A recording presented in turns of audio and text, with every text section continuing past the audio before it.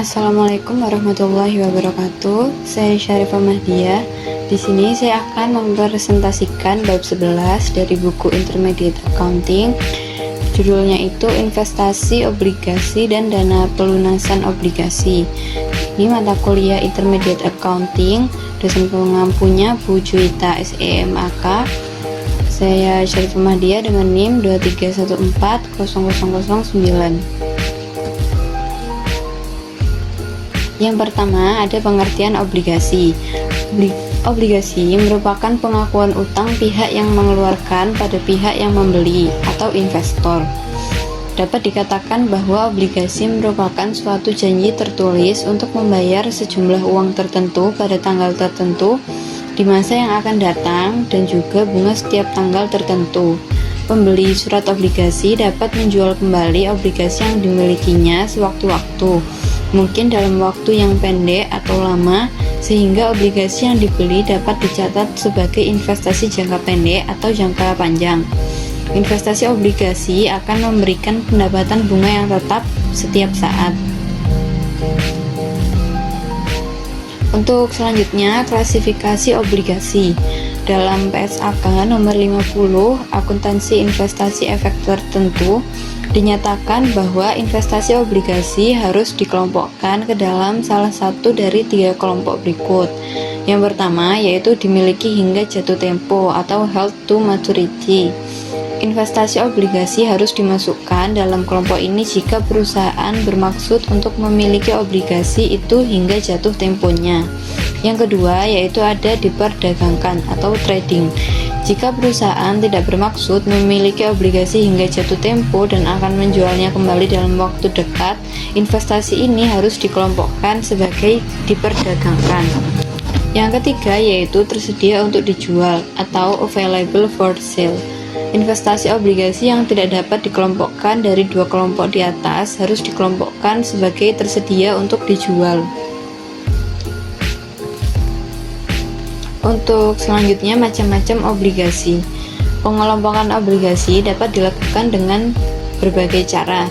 Yang pertama itu ditinjau dari waktu jatuh temponya. Itu ada 2 macam obligasi. Yang pertama ada obligasi biasa atau term bonds, di mana obligasi yang jatuh tempo pada saat yang sama. Yang kedua yaitu obligasi berseri atau serial bonds, obligasi yang jatuh temponya berurutan dalam periode tertentu.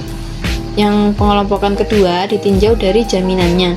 Ada 2 macam obligasi, yaitu obligasi yang dijamin, di mana jaminan ini berbentuk aktiva tetap yang dimiliki perusahaan atau hipotek, dan juga obligasi yang tidak dijamin. Yang ketiga yaitu obligasi yang dijamin oleh pihak lain disebut obligasi bergaransi. Yang keempat yaitu obligasi yang dapat ditukarkan dengan saham disebut sebagai obligasi yang dapat ditukarkan. Pertukaran ini tergantung pada keinginan pemegang obligasi. Yang kelima itu ditinjau dari bentuknya. Obligasi dibedakan menjadi 2 macam, yaitu obligasi atas nama, hanya dapat diambil bunganya oleh orang yang namanya terdaftar, dan obligasi kupon. Ini obligasi yang bebas dan tidak atas nama. Selanjutnya, menentukan harga obligasi. Harga jual atau beli obligasi tidak selalu sebesar nilai nominalnya. Besarnya harga ditentukan oleh tingkat bunga obligasi. Semakin besar bunganya, harga obligasi semakin tinggi, dan begitu juga kebalikannya. Apabila persentase bunga obligasi melebihi tingkat bunga di pasar, maka harga jual obligasi akan di atas nilai nominalnya dengan agio. Tetapi bila tarif bunga obligasi lebih rendah daripada tingkat bunga di pasar, maka harganya di bawah nilai nominal atau disagio. Agio atau disagio obligasi merupakan perbedaan antara tarif bunga obligasi dengan tingkat bunga di pasar untuk seluruh bunga obligasi yang dibayarkan.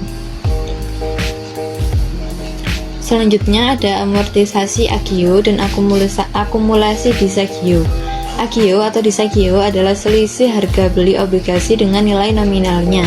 Agio atau disagio ini akan diamortisasi atau diakumulasikan selama umur obligasi. Ada 2 cara untuk amortisasi agio dan akumulasi disagio obligasi. Yang pertama yaitu ada metode garis lurus, yang kedua ada metode bunga efektif. Selanjutnya, pencatatan investasi obligasi. Investasi yang dibeli untuk tujuan penanaman modal jangka panjang dicatat dengan jumlah harga perolehannya, yaitu harga beli ditambah semua biaya pembelian. Apabila harga beli berbeda dengan nilai nominal obligasi, selisihnya disebut agio atau disagio obligasi. Selanjutnya, penjualan obligasi sebelum tanggal jatuh tempo. Apabila obligasi yang dimiliki dengan tujuan untuk penanaman modal jangka panjang dijual sebelum tanggal jatuh temponya, maka perhitungan laba atau rugi penjualan didasarkan pada jumlah uang yang diterima dengan nilai buku obligasi. Nilai buku obligasi dihitung dengan cara berikut, yaitu harga perolehan obligasi ditambah akumulasi disagio sampai tanggal penjualan, atau bisa juga dihitung dengan harga perolehan obligasi dikurangi amortisasi agio sampai tanggal penjualan. Pelunasan obligasi sebelum tanggal jatuh tempo.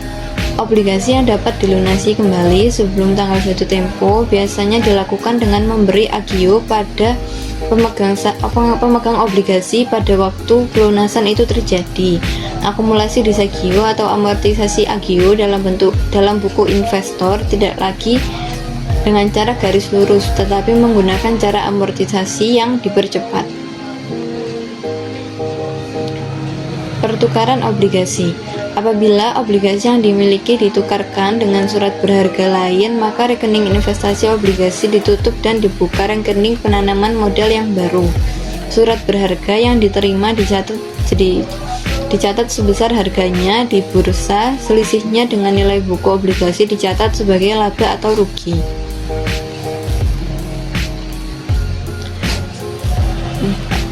Dana pelunasan obligasi. Perusahaan yang mengeluarkan obligasi seringkali harus mengumpulkan dana pelunasan obligasi agar dapat memenuhi perjanjian pada waktu menjual obligasi. Dana yang terkumpul digunakan untuk melunasi obligasi pada tanggal jatuh tempo. Biasanya, dana ini dibentuk dengan simpanan setiap-tiap periode. Simpanan ini bisa dalam jumlah yang sama atau tidak sama. Dana yang dibentuk dapat diurus sendiri oleh perusahaan, dapat juga diserahkan kepada pihak lain atau wali. Dana dan pembatasan laba tidak dibagi. Laba tidak dibagi dibatasi agar para pemegang saham tidak dapat menerima pembagian seluruh saldo laba tidak dibagi sebagai dividen. Hal ini dimaksudkan agar tidak mengganggu jalannya perusahaan dan untuk memelihara jalannya perusahaan pada waktu perusahaan membentuk dana, misalnya dana pelunasan obligasi. Apabila utang obligasi sudah dilunasi dengan menggunakan metode dana pelunasan obligasi, maka tidak diperlukan lagi untuk membatasi laba tidak dibagi. Sekian presentasi yang bisa saya paparkan. Terima kasih. Wassalamualaikum warahmatullahi wabarakatuh.